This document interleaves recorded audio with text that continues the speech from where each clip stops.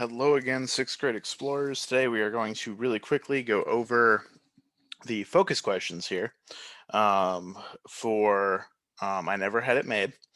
And we are in this one going to skip question number 3 because it requires a lot of online resources and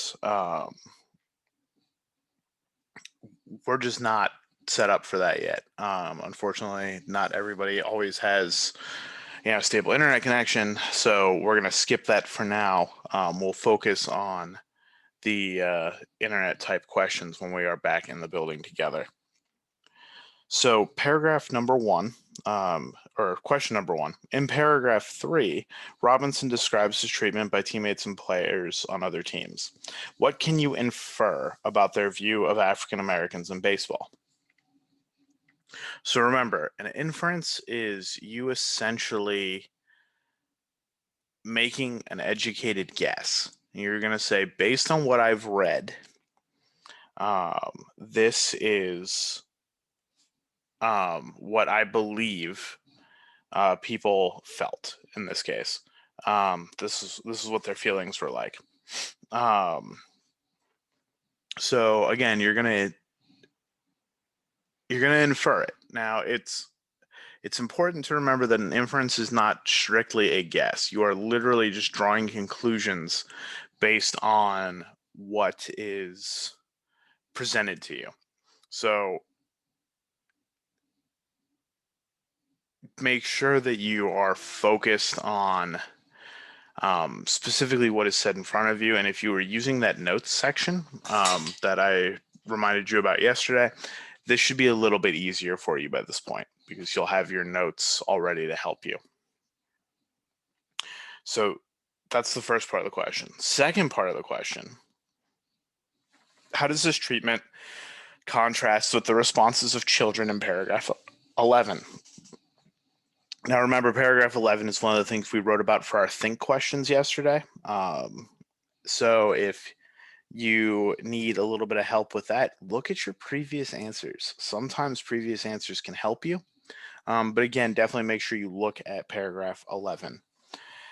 So at that point, we've had two different parts to the question. And how does this information contribute to your understanding of what Robinson experienced?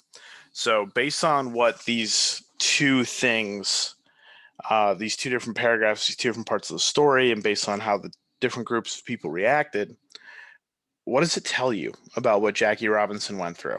What does it tell you about what his life was like as the first Black baseball player? And you're basically going to use this information to draw a conclusion. So there's got to be at least 3 parts to this. You've got to make sure you answer all 3 of those questions. Partly because you can't really answer the third part of this question without answering the first 2. And if you just don't answer the third part of the question, you're kind of missing the whole point. So again, make sure you go slow and that your answer addresses all parts of the question.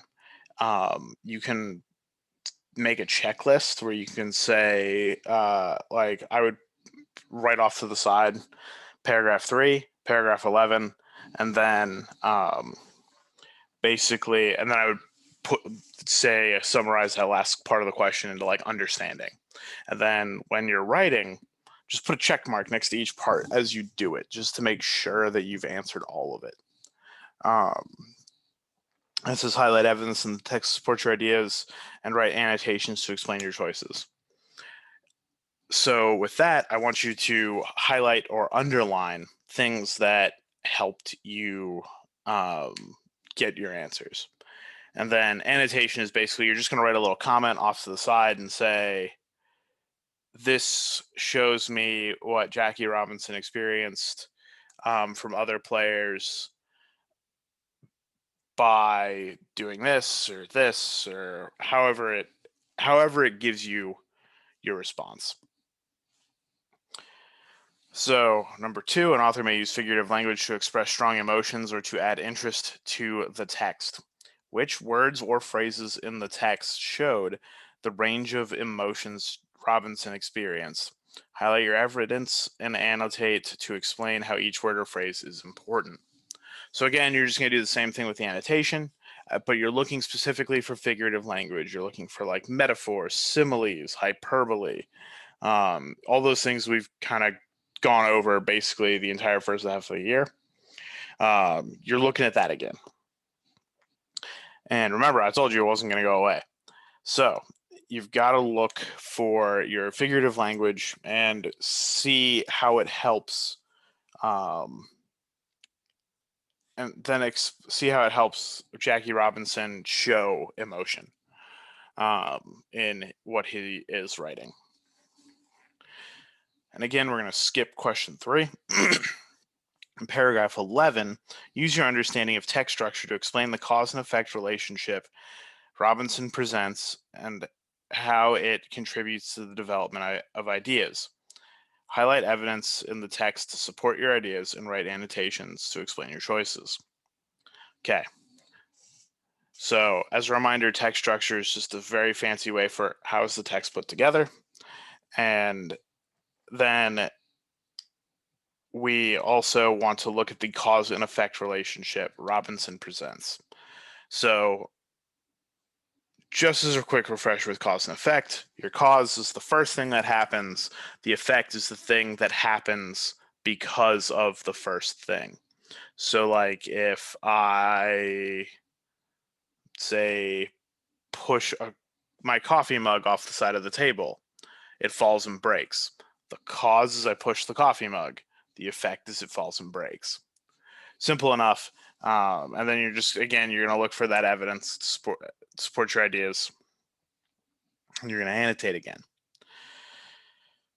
Now, question number 5. It's important to remember that the story is told by Jackie Robinson. Readers see and experience things through this one individual. In the text, what details in paragraphs 2, 4, and 10 reveal why Robinson's selection as the first black player in the major leagues was significant and contribute to the development of the ideas in the text? What impact did his selection have on the American culture? What did this change mean for different groups of people? Highlight evidence in the text to make annotations to explain why Robinson's selection is historically important. So again, you're just going to highlight, you're going to annotate. I've explained to you how that's going to work.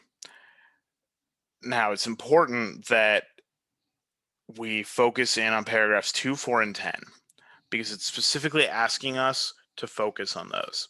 There are other things we could look for and we could dig into in, say, paragraph 11, which is a paragraph that the other questions have referenced multiple times. There's a lot to unpack in 11, but it's not one of the paragraphs in the question that we're being asked to look at.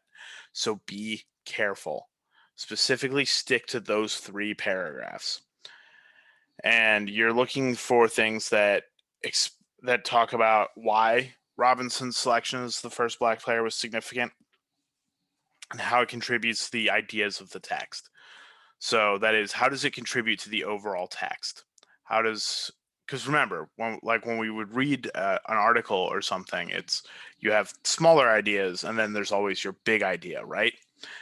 This is what it's asking you, is how did the smaller ideas contribute to the main idea of the entire excerpt that you read? And again, you're going to look for the impact on American culture and what changed specifically. How did other Americans change and react? What happened in America after Robinson was selected? And then, of course, what did this change mean for different groups of people, right? So culture versus people. Culture is the whole of America, whereas people is certain parts of the culture.